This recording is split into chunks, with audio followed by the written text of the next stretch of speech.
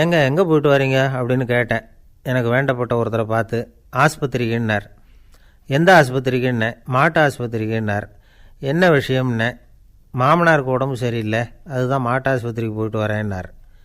அட பாவி, அதுக்கு அந்த ஆஸ்பத்திரிக்காக போவாங்க அப்படின்னு ஆச்சரியமா. அட அது இல்லைப்பா, முதல்ல எங்கள் குடும்ப டாக்டர் தான் தேடிக்கிட்டு போனேன். அவர் அந்த நேரத்தில் அவர் வளர்க்குற நாய்க்குட்டிக்கு உடம்பு சரியில்லைன்னு சொல்லி அதை தூக்கிக்கிட்டு மாட்டு ஆஸ்பத்திரிக்கு போயிட்டாராம் சொன்னாங்க. அதனால் அங்கே போய் அவரை சந்தித்து விஷயத்தை சொல்லிவிட்டு வர்றேன்னார். அப்புறம் தான் எனக்கு கொஞ்சம் நிம்மதியாக இருந்தது. பொதுவாக நமக்கு தெரிஞ்ச வரையில் டாக்டர்கள் 2 வகை. நமக்கு வைத்தியம் பண்ணுற டாக்டர்கள் ஒரு வகை, நம்மக்கிட்ட இருக்கிற ஆடு மாடு கோழிக்கு வைத்தியம் பண்ணுற டாக்டர்கள் ஒரு வகை. இப்போ தான் எனக்கு தெரியும் இன்னொரு வகையான டாக்டர்களும் உண்டுங்கிறது.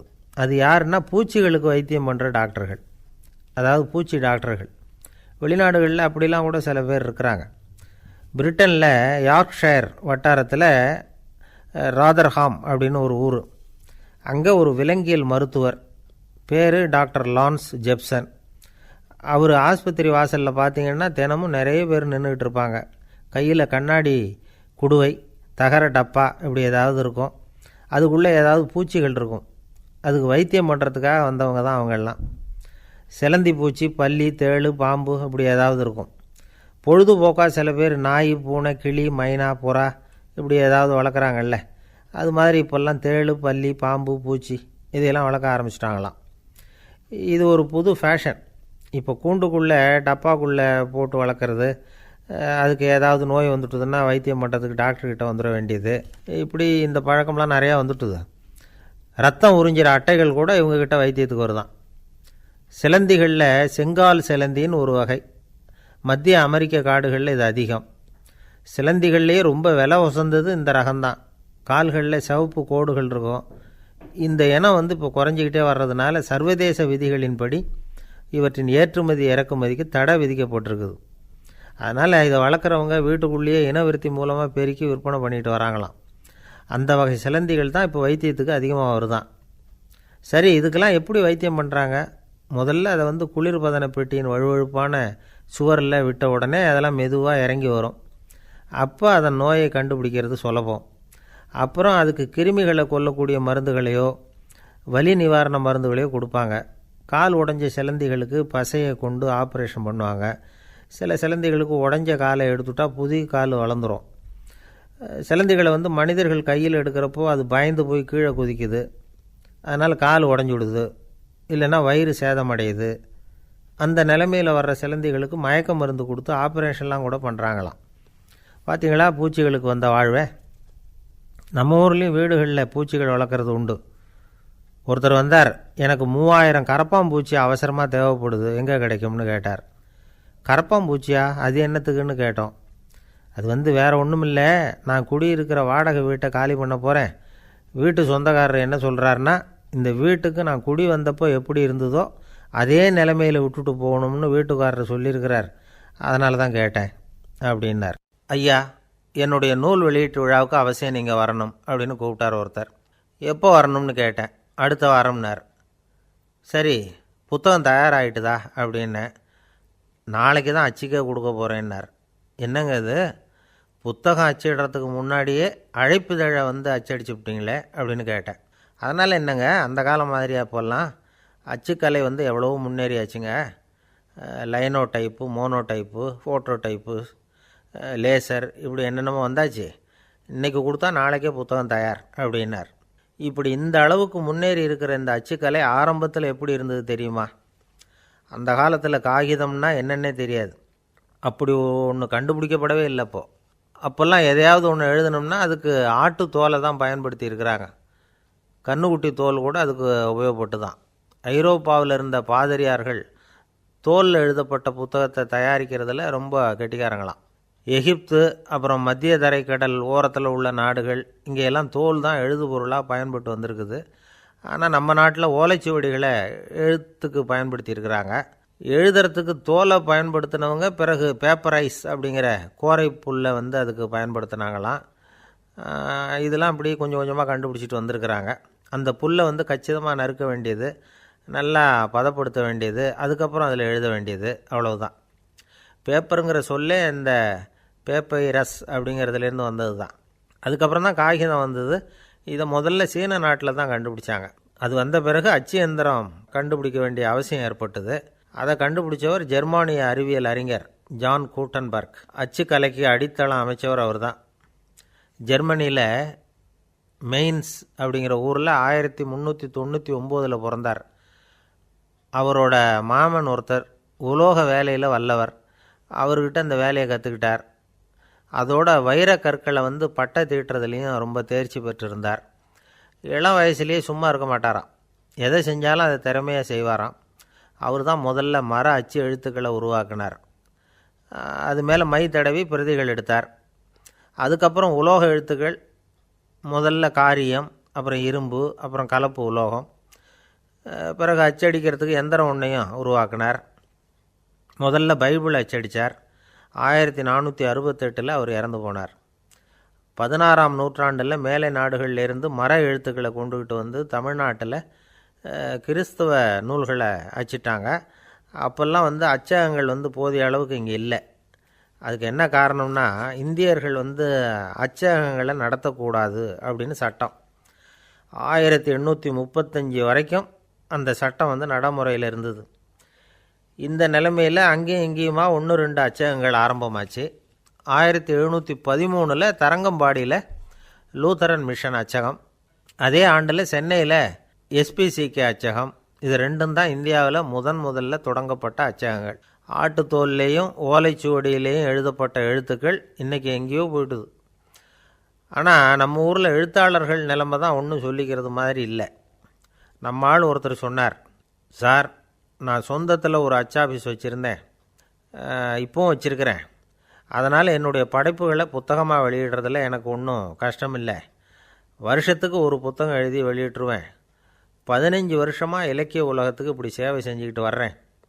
ஆனால் இந்த வருஷம்தான் வாசகர்கள் எனக்கு பாராட்டு விழா நடத்தியிருக்கிறாங்க அப்படின்னார். இந்த வருஷம் அப்படி என்ன விசேஷம் அப்படின்னு கேட்டோம். இந்த வருஷம்தான் நான் எந்த புத்தகம் எழுதி வெளியிடாமல் இருந்தேன், அதுக்காகத்தான் எனக்கு இந்த பாராட்டு விழா அப்படின்னார். ஒரு நண்பர் இருக்கார். எப்போ பார்த்தாலும் கையில் ஒரு புத்தகம் இருக்கும். புத்தகம் இல்லாமல் எங்கேயும் புறப்பட மாட்டார். எதுக்காக இப்படி எடுத்துகிட்டு போகிறீங்க அப்படின்னு கேட்டால், எனக்கு இது ஒரு நல்ல நண்பன் மாதிரி. இந்த காலத்தில் எங்கே போனாலும் காத்திருக்க வேண்டியிருக்கு. அது மாதிரி சமயத்தில் நான் நண்பன் கூட பேசிக்கிட்டு இருப்பேன் அப்படிம்பாரான். ஒருத்தர் ஒரு பெரிய அரச பதவியில் இருந்தார். அவர் பதவியிலேருந்து இறங்க வேண்டிய சூழ்நிலை. அரசு கொடுத்துருந்த வீட்டை விட்டுட்டு வெளியில் வர்றார். வரும்பொழுது 2 கையிலையும் 2 பெட்டியை எடுத்துகிட்டு வந்தாராம். சார், உங்களுடைய உடைமைகள் அப்படின்னு கேட்குறாங்க அங்கே இருந்த ஊழியர்கள். இவர் தன்னுடைய கையில் இருக்கிற பெட்டியை காட்டி, இதுதான் என்னுடைய சொத்து அப்படின்னாராம். ஒரு பெட்டியில் அவருடைய உடைகள், இன்னொரு பெட்டியில் அவர் விரும்பி படிக்கிற புத்தகங்கள். அவ்வளோதான். இதுதான் இருந்துதான். புத்தகம் படிக்கிறது மனசுக்கு நல்லதுங்கிறது நமக்கு தெரியும். புத்தக வாசிப்பு உடம்புக்கும் நல்லதுங்கிறாங்க. அது நமக்கு ஆச்சரியமாக தான் இருக்குது. ஒரு நபர் ஒரு வருஷத்தில் சராசரியாக 2000 பக்கங்களை படிச்சிருக்கணுமா, யுனெஸ்கோ பரிந்துரை. ஆனால் நம்ம நாட்டில் நாம் சராசரியாக படிக்கிறது 32 பக்கங்கள். அவ்வளவுதான். இவ்வளவுக்கு நம்ம நாட்டில் 6000க்கும் மேற்பட்ட நாளேடுகள், 2000க்கும் மேற்பட்ட இதழ்கள், மலர்கள், இவ்வளவு இருந்தும் சரியாக வரல. இந்த உலகத்தில் முதல் நூலகம் எங்கே எப்போ ஆரம்பமாச்சு தெரியுமா? கிமு 2500ஆம் ஆண்டில் அது ஆரம்பமாயிருக்குது. பாபிலோனியாவில் அமில் அணு அப்படிங்கிற அரசன் தான் நூலகத்தை உருவாக்கியிருக்கிறான். அப்போல்லாம் தாள் கிடையாது, களிமண் தான். களிமண் பலகைகளில் எழுதி அது தொகுத்து அப்படியே நூலாக்கி அதை நூலகத்தில் வச்சுருப்பாங்களாம்.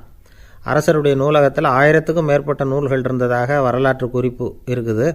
அது மட்டும் இல்லை, அந்த நூலகத்தில் பொருள் வாரியாக, அதாவது சப்ஜெக்ட் வாரியாக புத்தகங்களை வகைப்படுத்தி வச்சுருந்தாங்களாம்.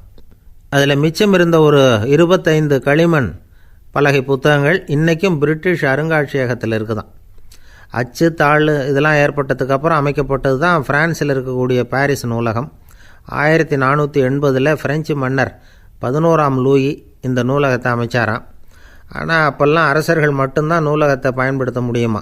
அதுக்கப்புறம் 17ஆம் நூற்றாண்டில் இந்த முறை மாறி பொதுமக்கள் அங்கே போகலாம், படிக்கலாம் அப்படிங்கிற நிலைமை தான். போட்லியன் நூலகம் அப்படின்னு அதுக்கு பேர், பாரிஸ் நகரத்தில் இருக்குது. அங்கே தான் நூல்களின் பட்டியல் தயாரிப்பு பணி ஆரம்பமாச்சு. கல்வி வளர்ச்சியையும் நூலகத்தையும் இணைச்சவர் நெப்போலியன் போனபார்ட். முன்பணம் செலுத்தி புத்தகத்தை படிக்கிற முறையையும் அவர் தான் கொண்டுகிட்டு வந்தாராம். மக்கள்கிட்ட வசூலிக்கிற வரியின் ஒரு பகுதியை நூலகத்துக்கு பயன்படுத்தினவரும் அவர் தானா. நெப்போலியன் நூலகத்தில் உலகத்தில் உள்ள எல்லா மொழி நூல்களும் இருக்குதான். அங்கே ஒரு தமிழ் நூலும் இருந்திருக்குது. அது என்னென்னா கம்பராமாயணம். சோவியத் யூனியனுக்கு படையெடுத்து போனப்போ அங்கேருந்து லட்சக்கணக்கான புத்தகங்களை இந்த பனிச்சறுக்கு வாகனங்கள் இருக்குல்ல அதில் கொண்டுகிட்டு வந்ததாக வரலாறு. அடுத்தபடியாக குறிப்பிட்டு சொல்லத்தக்க நூலகம் எதுன்னா பிரிட்டிஷ் நூலகம். மிக பழைய கையெழுத்து பிரதியெல்லாம் கூட அங்கே இருக்குது. 1753 ஆரம்பமாச்சு. அதில் உள்ள நூல்களை வரிசையாக அடுக்கினா 180 கிலோமீட்டர் நீளத்துக்கு வருமா. மிகப்பெரிய நூலகம் அமெரிக்க தலைநகர் வாஷிங்டனில் இருக்குதான். இந்தியாவை பொறுத்த வரைக்கும் பெரிய பழைய நூலகம் எதுன்னா கல்கத்தா நூலகம். எல்லா இந்திய மொழி நூல்களும் இங்கே உண்டு. மகாகவி பாரதியார் நடத்தின இந்தியாங்கிற இதழின் எல்லா பிரதிகளும் அங்கே பாதுகாப்பாக இருக்குது. ஒருத்தர் அவசரமாக போய்கிட்டு இருந்தார். எங்கே போய்கிட்டு இருக்கீங்க அப்படின்னு கேட்டார் ஒரு பெரியவர். கடைக்கு போகிறேன் சார், சாமான் வாங்கிறதுக்கு அப்படின்னார். அங்கே போகிறதுக்கு முன்னாடி தெரிஞ்சிக்க வேண்டியதெல்லாம் தெரிஞ்சுக்கிட்டீங்களா அப்படின்னு கேட்டார் பெரியவர். கடைக்கு போய் காசை கொடுத்து ஒரு பொருளை வாங்கிட்டு வரப்போகிறோம், இதில் தெரிஞ்சிக்க வேண்டியது என்ன இருக்குது அப்படின்னார் அலட்சியமாக. இப்போ அந்த பெரியவர் பேச ஆரம்பித்தார். இந்த உலகத்தில் எந்த ஒரு செயலில் இறங்குறப்போவும் நாம் நல்லா ஆலோசனை பண்ண வேண்டிய விஷயம் 5 அப்படின்னார். உதாரணமாக ஒருத்தன் கடைக்கு போய் ஏதோ ஒரு பொருளை வாங்கிட்டு வர போகிறான்னு வச்சுக்கங்களேன். அப்போ கூட அவன் 5 விஷயங்களை பற்றி தெரிஞ்சுக்க வேண்டியிருக்குது அப்படிங்கிறார் அவர். முதல்ல அந்த பொருள் எப்படிப்பட்டது அப்படிங்கிறத தெரிஞ்சுக்கணும். ரெண்டாவதாக தன்னை பற்றியும் தெரிஞ்சுக்கணும். அப்போ தான் அந்த பொருள் தனக்கு தேவையா இல்லையா அப்படிங்கிறத புரிஞ்சுக்க முடியும். மூணாவதாக தெரிஞ்சுக்க வேண்டியது ஒன்று இருக்குது. அது என்னென்னா அந்த பொருளை அடையிறதுக்கு வழி என்ன அப்படிங்கிறத தெரிஞ்சுக்கணும். அதாவது எவ்வளவு பணம் கொடுத்தா அது கிடைக்கும், இது மாதிரியான விஷயங்கள். நாலாவதாக அந்த பொருளை அடையிறது மூலமாக நாம் அடையக்கூடிய பயன் என்ன அப்படிங்கிறதையும் உணரணும். அஞ்சாவது அந்த பொருளை அடையிறதுல இருக்கக்கூடிய தடை எது அப்படிங்கிறதையும் நாம் தெரிஞ்சுக்கணும். பெரியவர் பேசுகிறது ஏதோ தத்துவம் மாதிரி தெரியுது இல்லையா? தத்துவம்தான். அதாவது இப்படி உலகியல் வாழ்க்கையில் சின்ன சின்ன விஷயங்கள்லேயே நாம் 5 விஷயங்களை தெரிஞ்சுக்க வேண்டியிருக்குது. அது ரொம்ப அவசியமாக இருக்குது. பேரின்ப நிலைன்னு சொல்கிறாங்கள்ல, அது மாதிரி பெரிய சமாச்சாரங்கள்லேயும் இந்த 5 விஷயங்களை நாம் தெரிஞ்சுக்க வேண்டியிருக்குது. அதுக்கு பேர் என்னென்னா அர்த்த பஞ்சகம். வைணவ சமயத்தில் அர்த்த பஞ்சகம்ங்கிறது ரொம்ப பெரிய விஷயம். கடைக்கு போகிறது மாதிரி கடவுளை பார்க்க போகிறப்பவும் நாம் 5 விஷயங்களை தெரிஞ்சுக்கணுமா. முதல்ல பரம்பொருள் அப்படிங்கிறது என்ன, அதோட தன்மைகள் என்ன, இதை தெரிஞ்சுக்கணும். இதுக்கு பேர் என்னென்னா பரமாத்ம ஸ்வரூபம் அப்படின்னு பேர். ரெண்டாவது நாம் யார், நம்மோட தன்மை என்ன அப்படிங்கிறத தெரிஞ்சுக்கணும். நான் யாருன்னு எனக்கே தெரியலங்கிறப்போ இதை நான் சொல்கிறேன்னு இது என்னுடையதுன்னு சொல்கிறது தப்பு தானே. அப்புறம் மூணாவது விஷயம் பரம்பொருளை நாம் அடையிறதுக்கு வழி எது, இதை தெரிஞ்சுக்கணும். இது உபாய ஸ்வரூபம் அப்படின்னு பேர். நாலாவது விஷயம் நாம் அடைய வேண்டிய பயன்கள் என்ன அப்படிங்கிறத தெரிஞ்சுக்கிறது. இதுக்கு புருஷார்த்தம் அப்படின்னு பேர். அஞ்சாவது அந்த பயனை அடைய விடாமல் தடுக்கிற தடைகள் யாவை அப்படிங்கிறத தெரிஞ்சுக்கிறது. இது விரோதி ஸ்வரூபம். இதைத்தான் தடையியல் அப்படின்னு சொல்கிறாங்க. அதாவது பரமாத்மாவை பற்றிய அறிவு, ஜீவாத்மாவை பற்றிய அறிவு, உபாயம் பற்றிய அறிவு, புருஷார்த்தம் பற்றிய அறிவு, இந்த 4 அறிவுக்கும் எதிரடையாக, அதாவது அதையெல்லாம் தப்பாக புரிஞ்சுக்கிறதால உண்டாகக்கூடிய அறிவு விரோதி ஸ்வரூபம். என்ன இது தகவலில் ஏதாவது கதை சொல்லுவீங்கன்னு பார்த்தா ஏதோ தத்துவம் பேசிகிட்டு இருக்கிறீங்களே அப்படின்னு நினைக்கலாம். இதுவும் தெரிஞ்சிக்க வேண்டிய ஒரு பெரிய விஷயந்தான். காதில் போட்டு வச்சா எப்போவாவது உபயோகப்படும். என்னுடைய நண்பர் ஒருத்தர் ஒரு நாள் என்கிட்ட சொன்னார், சார் அடுத்த மாதம் தஞ்சாவூரில் ஒரு கல்யாணம், போகிறதா வேண்டாமா அப்படின்னு ஒரே குழப்பமாக இருக்குது அப்படின்னார். நான் உடனே இந்த அர்த்த பஞ்சக உபதேசம் பண்ண ஆரம்பித்தேன். அவர் எல்லாத்தையும் பொறுமையாக கேட்டுவிட்டு, சரி சார் நான் போகிறதுன்னு முடிவு பண்ணிவிட்டேன்னார். எப்படி இந்த முடிவுக்கு வந்தீங்க அப்படின்னு கேட்டேன். அவர் சொன்னார், சார் அந்த 2வது பாயிண்ட் ஒன்று சொன்னீங்களே, அதை புரிஞ்சுக்கிட்டதுக்கு அப்புறம்தான் இந்த முடிவுக்கு வந்தேன் அப்படின்னார். என்ன 2வது பாயிண்ட்டுன்னு? அதாவது தன்னை பற்றி புரிஞ்சுக்கணும் அப்படின்னு சொன்னீங்க, உடனே என்னை பற்றி புரிஞ்சுக்கிட்டேன், நான் யாருங்கிறது எனக்கு தெரிஞ்சுது, உடனே போகிறது தான் நல்லதுன்னு முடிவு பண்ணிவிட்டேன்னார். நீங்கள் யாருன்னு கேட்டேன். நான் தான் சார் அந்த கல்யாணத்தில் தாலி கட்ட வேண்டிய மாப்பிள்ளை அப்படின்னார். ஒரு தந்தை தன்னோட பிள்ளைய ரொம்ப தைரியசாலியாக வளர்க்கணும்னு ஆசைப்பட்டார்.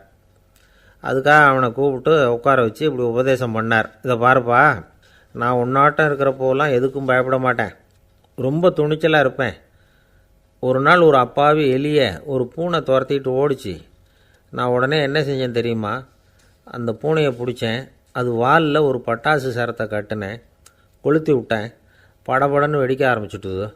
அது துள்ளிக்கிட்டு அங்கேயும் இங்கேயும் ஓடி இருக்கு பாரு ஓட்டம், ரொம்ப தமாஷு அப்படின்னார் அப்பா. இப்படி சொல்லிவிட்டு பையனை பார்த்து, இதை கேட்குறதுக்கு உனக்கும் துணிச்சல் வருதா?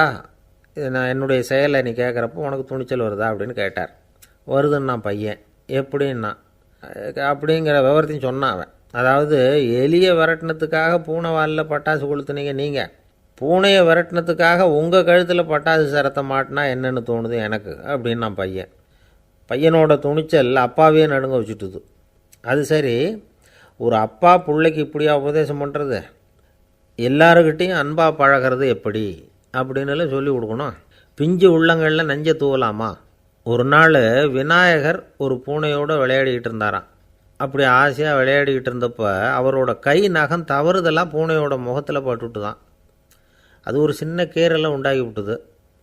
அப்பா அவர் அதை ஒரு பெருசாக நினைக்கல. கொஞ்ச நேரத்துக்கு அப்புறம் விநாயகர் வீட்டுக்கு வந்தார். அவங்க அம்மா பார்வதி தேவியை பார்த்தார். பார்வதி தேவி கன்னத்தில் விரலால் கீறினது மாதிரி ஒரு அடையாளம் இருந்தது. விநாயகருக்கு அதிர்ச்சி, ஆச்சரியம்.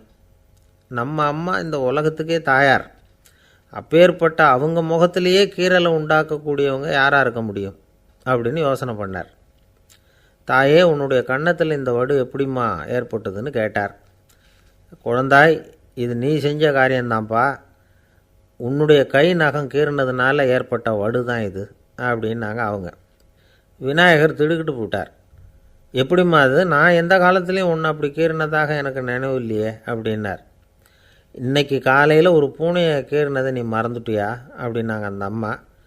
விநாயகர் திகைச்சு போய் நின்னார். பார்வதி தேவி சொன்னாங்க, இதை பார்ப்பா, இந்த உலகத்தில் இருக்கக்கூடிய எல்லா உயிர்கள்லேயும் நான் இருக்கிறேன், நான் தான் இந்த உலகமாக ஆகியிருக்கிறேன். ஆகையினால நீ யாரை துன்புறுத்தினாலும் அது உண்மையிலேயே என்ன துன்புறுத்தினதாக தான் வந்து முடியும் அப்படின்னாங்க. விநாயகர் மனசுக்குள்ளே ஒரு வெளிச்சம் ஏற்பட்டு தான். அதுக்கப்புறம் அவர் யாரையுமே கல்யாணம் பண்ணிக்காததுக்கு அதுதான் காரணமாக. இந்த உலகத்தில் எல்லாரையும், இங்கே இருக்கிற எல்லாத்தையும் தாயின் வடிவமாக அவர் பார்க்க ஆரம்பிச்சிட்டாராம். குருதேவர் ராமகிருஷ்ணர் இந்த கதையை எடுத்து சொல்லியிருக்கிறார். நபிகள் நாயகம் ஒரு தடவை ஒரு நாற்காலியில் உட்காந்து என்னமோ யோசனை பண்ணிகிட்டு இருந்திருக்கிறார். அப்போ அவரோட உடையில் ஒரு கீழ்ப்பகுதி தரையில் படிஞ்சு கிடந்திருக்குது. அங்கே விளையாடிக்கிட்டு இருந்த ஒரு பூனை அது மேலே வந்து படுத்து தூங்கி போச்சு. தொழுகை செய்ய வேண்டிய நேரம் வந்துட்டது. நபிகள் நாயகம் எழுந்திருக்க பார்த்தார். அப்போ தான் பூனை தன்னோட உடை மேலே படுத்து தூங்கிட்டு இருக்கிறது கண்ணில் படுது. பூனையோட தூக்கத்தை கலைக்க விரும்பல அவர். தன்னுடைய சகோதரியை கூப்பிட்டார், ஒரு கத்திரிக்கோல் எடுத்துகிட்டு வர சொன்னார். பூனை படுத்திருந்த உடைப்பகுதி மட்டும் இருக்குல்ல, அதை மட்டும் அதோட கத்திரிச்சு விட்டுட்டு அதுக்கப்புறம் அவர் எழுந்திரிச்சு தொழுகைக்கு போனாராம். அதாவது பிற உயிர்கள்கிட்ட எப்படி அன்பு காட்டணுங்கிறத பெரியவங்க எவ்வளவோ விதத்தில் நமக்கு எடுத்து காட்டியிருக்கிறாங்க. இருந்தாலும் எத்தனை பேர் மனசில் அதெல்லாம் உரைச்சிருக்குது? நாமளும் நம்ம ட்ரெஸ்ஸு மேலே ஒரு பூனை படுத்திருந்தா ஒரு கத்திரிக்கோலை தான் தேடுவோம், எடுத்துக்கிட்டு வர சொல்லுவோம். துணியை வெட்டுறதுக்கு பதிலாக இல்லை அதோட வாழை வெட்டினா என்ன அப்படின்னு தோணும். ஒரு ஆள் ரொம்ப பிரியமாக ஒரு பூனையை ஆற்றுல குளிப்பாட்டிக்கிட்டு இருந்தானா. எப்படி? அந்த பூனையை ஆற்று தண்ணியில் அமுக்கி அமுக்கி குளிப்பாட்டிக்கிட்டு இருக்கிறான். அந்த வழியாக போன பெரியவர் ஒருத்தர் இதை பார்த்தார். இதை பார்ப்பா, பூனையை அது மாதிரி ஆற்று தண்ணியில் அமுக்கி குளிப்பாட்டாத, மூச்சு திணறி செத்து போடும் அப்படின்னு அட்வைஸ் பண்ணார். நீ போய் அவன் வேலையை பார்த்துக்கிட்டு, எனக்கு எல்லாம் தெரியும்னா இவன். சரின்னு அவர் போயிட்டார். கொஞ்ச நேரம் கழித்து அவரே அந்த வழியாக திரும்பி வந்துக்கிட்டு இருந்தார். ஆற்றுல பூனையை குளிப்பாட்டிக்கிட்டு இருந்தவன் அழுதுகிட்டு உட்காந்துருக்கிறான். பக்கத்தில் அந்த பூனை செத்து கிடக்குது. இதை பார்த்தார் பெரியவர். நான் தான் அப்போவே சொன்னேனே அந்த பூனையை ஆற்றுல நினைக்காதேன்னு, அதை கேட்டிருந்தா அப்படி ஆயிருக்குமா அப்படின்னார். அந்த ஆள் கோபமாக இவரை முறைச்சி பார்த்தான். அட போய்யா, இந்த பூனை ஆற்றுல குளித்ததுனால ஒன்றும் செத்து போகல, குளித்ததுக்கப்புறம் அதோட உடம்பு ஈரமாக இருக்குதுன்னு அதை புழிஞ்சேன், அதனால தான் அப்படி ஆயிட்டுது அப்படின்னானா. பிரம்மத்தை அறிந்தவன் பிரம்மமாகிறான் அப்படின்னு ஒரு பெரியவர் பேசினார் ஒரு கோவிலில். தைத்திரிய உபனிஷத்து அப்படி சொல்லுதான். இதை கேட்கும் பொழுது நமக்கு ஒரு சந்தேகம் வரும். அது எப்படி? பிரம்மத்தை அறிந்தவன் பிரம்மம் ஆகிறான்னா, சிங்கத்தை அறிந்தவன் சிங்கம் ஆகிறானா, தோசையை அறிந்தவன் தோசை ஆகிறானா? இப்படிப்பட்ட சந்தேகம் நமக்கு வர்றதில் ஒன்றும் ஆச்சரியம் இல்லை. இது இயற்கை. இதுக்கும் அந்த பெரியவரே பதில் சொல்கிறார். சிங்கம் வேற, நாம் வேற. அதனால் சிங்கத்தை அறிந்தவன் சிங்கம் ஆக மாட்டான். ஆனால் பிரம்மம் வேறு, நாம் வேறு இல்லை. அதனால் பிரம்மத்தை அறிந்தவன் பிரம்மம் ஆகிறான் அப்படிங்கிறது அவரோட விளக்கம். மனிதன் அவன்தான் தான் பிரம்மங்கிறது தெரியாதனால தான் அதை வேறு எங்கேயோ தேடிகிட்டு இருக்கிறான். கடைசியில் அது தான் தாங்கிறது புரிஞ்சுக்கிற பொழுது அவன் பிரம்மம் ஆகிடுறான். இதை விளக்கிறதுக்கு ஒரு உபநிஷத்து கதையே இருக்குது. நமக்கு தெரிஞ்ச கதை தான், ஆனால் அதை வேறு விதமான அர்த்தத்தில் விளையாட்டாக சொல்லிகிட்டு இருக்கிறோம். ஒரு சமயம் ஒரு 10 நண்பர்கள் ஒரு காட்டு வழியாக போய்கிட்டு இருக்கிறாங்க. குறுக்க ஒரு நதி, அதை கடந்து அடுத்த பக்கம் போகணும். எல்லோரும் ஒரு வழியாக கடந்து அடுத்த கரைக்கு போய் சேர்ந்துட்டாங்க. அங்கே போய் சேர்ந்ததுக்கப்புறம் எல்லோரும் பத்திரமா வந்து சேர்ந்துட்டோமா அப்படின்னு தெரிஞ்சுக்கிறதுக்காக எண்ணி பார்க்குறான் அந்த கூட்டத்து தலைவன். அவங்க மொத்தம் 10 பேர். ஆனால் இவன் எண்ணி பார்க்குறப்போ 9 தான் வருது. ஏன்னா அவன் தன்னை விட்டுவிட்டான். எதிரில் நிற்கிறவங்கள மட்டுமே எண்ணுறான். ஐயோ 10வது ஆள் எங்கேங்கிறான், பதறான். சரி நீ இரு, நான் எண்ணி பார்க்குறேன்னு சொல்லிவிட்டு இன்னொருத்தன் வந்து எண்ணுறான். அவனும் தன்னை விட்டுட்டு எண்ணுறான். 9 தான் வருது. எல்லோரும் கொய்யோ முறையோன்னு கத்த ஆரம்பிச்சிட்டாங்க. அந்த சமயத்தில் ஒரு பெரியவர் அந்த பக்கமாக வர்றார். என்ன விஷயம்னு விசாரிக்கிறார். 10வது ஆள் 6 அடிச்சுட்டு போட்டுது அப்படின்னு சொல்லி இவங்க அழறாங்க. சரி அழாதீங்க அப்படின்னு சொல்லி அந்த தலைவனை பார்த்து இப்படி வாங்குறார். வர்றான். இப்போ எனக்கு முன்னாடி ஒரு தரம் எண்ணு பார்க்கலாம்ங்கிறார். 1 2 3ன்னு ஆரம்பித்து 9ல் வந்து முடிக்கிறான். உடனே பெரியவர் நீ தான் அந்த 10வது ஆள் அப்படிங்கிறார். இது உண்மை. நாம் தான் அது. நாம் தான் நம்மளை வேறு எங்கேயோ தேடிகிட்டு இருக்கிறோம். நாம் எங்கேயோ தேடிகிட்டு இருக்கிறோமே, அந்த பிரம்மம் நாம் தான். இப்படி ஒரு பெரிய உண்மையை விளக்கிறதுக்காக தான் அப்படி ஒரு கதை சொல்லப்பட்டது. ஆனால் அதை வந்து நாம் வேறு விதமாக வேடிக்கையாக உபயோகப்படுத்திக்கிட்டு இருக்கிறோம். எப்படி தெரியுமா? ஒரு ஆத்தங்கரையில் ஒரு 10 பேர் முழிச்சுக்கிட்டே நின்றுக்கிட்டு இருந்தாங்களாம். அந்த பக்கமாக வந்த ஒருத்தன் ஏன் இப்படி முழிச்சுக்கிட்டு நிற்கிறீங்கன்னு கேட்டிருக்கிறான். எங்களுக்கு நீச்சல் தெரியாது, நாங்கள்லாம் அடுத்த கரைக்கு போய் சேரணும் அப்படின்னு நாங்களாம். சரி நான் கொண்டுட்டு போய் விடுறேன். எல்லாரும் அக்கறைக்கு போய் சேர்ந்த உடனே ஆளுக்கு ₹1 வீதமாக மொத்தம் ₹10 எனக்கு கொடுக்கணும் அப்படின்ட்டுருக்கான் இவன். சரின்னு ஒத்துக்கிட்டாங்க. இவன் ஒவ்வொருத்தராக கையை பிடிச்சி மெதுவாக ஆற்றுல இறக்கி அழைச்சிட்டு போயிட்டான். 9 பேரை கரை சேர்த்துட்டான். 10வது ஆள் பாதி ஆற்றுல போயிட்டு இருக்கிறப்போ திடீர்னு வெள்ளம் வந்துட்டுது. புடி நழுவி போச்சு. கையை விட்டுட்டான். வெள்ளம் அடிச்சிட்டு போட்டுது. அழைச்சிட்டு வந்தவன் நீச்சல் அடித்து தடுமாறி கரைக்கு வந்து சேர்ந்துட்டான். கரையில் இருந்தவங்களுக்கு இந்த விஷயம் தெரியாது. இருந்தாலும் இவன் உடம்பு பூரா நனைஞ்சி கொஞ்சம் அதிகமாக மூச்சு வாங்க நின்றுக்கிட்டு இருந்தானா, ஏங்க ஏன் இப்படி மூச்சு வாங்குது, என்ன விஷயம் அப்படின்னு கேட்டாங்களாம். அதுக்கு இவன் கொஞ்சமாக அலட்டிக்காமல் சொன்னானா, வேறு ஒன்றும் இல்லை, நீங்கள் கொடுக்க வேண்டிய ₹10 ₹1 குறைஞ்சி போச்சு அவ்வளவுதான் அப்படின்னானா. அந்த காலத்தில் அண்ணாமலை ரெட்டியார்னு ஒருத்தர் இருந்தார். அவர் வெங்கனூர் அப்படிங்கிற கிராமத்தில் இருந்தார். அங்கேருந்து விருத்தாசலம் கோவிலுக்கு தவறாமல் போயிட்டு வந்துக்கிட்டு இருந்தார். இடையில் வெள்ளாறு. அதில் ஒரு சமயம் வெள்ளம் வந்துட்டுது. இவரால் போக முடியல. அதோட விளைவு வெங்கனூர்லேயே ஒரு கோவில் கட்டணும் அப்படின்னு முடிவு பண்ணார், சிவாலயம். அந்த சமயத்தில் வடநாட்டில் பஞ்சம். அதனால் அங்கே இருந்த பல சிற்பிகள் தென்னாட்டை நோக்கி வர ஆரம்பித்தாங்க. அவங்க வெங்கனூர் வழியாக வர்றது தெரிஞ்சதும் இவர் போய் பார்த்தார். இங்கே ஒரு கோவில் கட்டணும், அதுக்கு நீங்கள் உதவணும்னார். பஞ்ச காலத்தில் இப்படி ஒரு வாய்ப்பு கிடைச்சதில் அவங்களுக்கும் ரொம்ப மகிழ்ச்சி. உற்சாகத்தோடு ஒத்துக்கிட்டாங்க. ஆலய திருப்பணி ஆரம்பமாச்சு. அவங்களுக்கு வேண்டிய எல்லா வசதிகளையும் இவர் செஞ்சு கொடுத்தார். அவங்களுக்கு எந்த குறையும் இல்லாமல் பார்த்துக்கிட்டார். அது மட்டும் இல்லை, ஒவ்வொரு நாளும் அங்கே வருவார். உங்களுக்கு என்ன வேணும் எது வேணும்னு கேட்பார். ஏதாவது குறை இருந்தால் சொல்லுவாங்க, உடனே தீர்த்து வைப்பார். இவரும் கேட்பார், எந்த குறையாக இருந்தாலும் என்கிட்ட சொல்லுங்க அப்படின்னு சொல்லுவார். அதை தவிர இவராகவே கவனித்தும் அவங்களுக்கு என்னென்ன தேவைங்கிறத கண்டுபிடிச்சி அதையெல்லாம் வந்து கொடுத்துக்கிட்டு இருப்பார். என்ன தேவைன்னாலும் அதை நிறைவேற்றி வச்சுருவார். அந்த சிற்பிகளின் தலைவன் ஒருத்தன், அந்த ஆளுக்கு வெத்தலை பாக்கு போடுறது பழக்கம். இதை தெரிஞ்சுக்கிட்டு அதுக்காகவே ஒரு ஆளை வந்து ஏற்பாடு பண்ணார். வேணுங்கிறப்போலாம் நீ வந்து வெத்தலை சிவல் மடித்து கொடுக்க வேண்டியது உன் வேலை அப்படின்னு ஒருத்தனை ஏற்பாடு பண்ணிட்டார். இப்படியெல்லாம் செஞ்சதும் அவங்களுக்கும் ரொம்ப உற்சாகம். ரொம்ப பொறுப்பாக சிற்ப வேலைகளை செஞ்சுக்கிட்டு இருக்கிறாங்க. ஒரு நாள் என்னாச்சு தெரியுமா? அந்த சிற்பிகளின் தலைவன் ரொம்ப நுணுக்கமாக ஒரு வேலையை செஞ்சுக்கிட்டு இருக்கிறான். சாரம் போட்டு அது மேலே படுத்துக்கிட்டு அண்ணாந்து பார்த்து உச்சியில் நுணுக்கமான சிற்பங்களை உருவாக்கிக்கிட்டு இருக்கான். சிற்பியின் கவனம் சிதறப்படாதுங்கிறதுனால இவர் மெதுவாக சத்தம் போடாமல் கிட்ட போய் நின்று அதை கவனிச்சிக்கிட்டு இருக்கிறார். அந்த சிற்பி வழக்கம் போல் வெத்தலை பாக்குக்காக இடது கையை கீழே நீட்டினான். அந்த சமயம் பார்த்து அவருக்கு தாம்பூலம் கொடுக்குறவன் அங்கே இல்லை, எங்கேயோ போயிருக்கிறான். அண்ணாமலை ரெட்டியார் என்ன பண்ணார் தெரியுமா?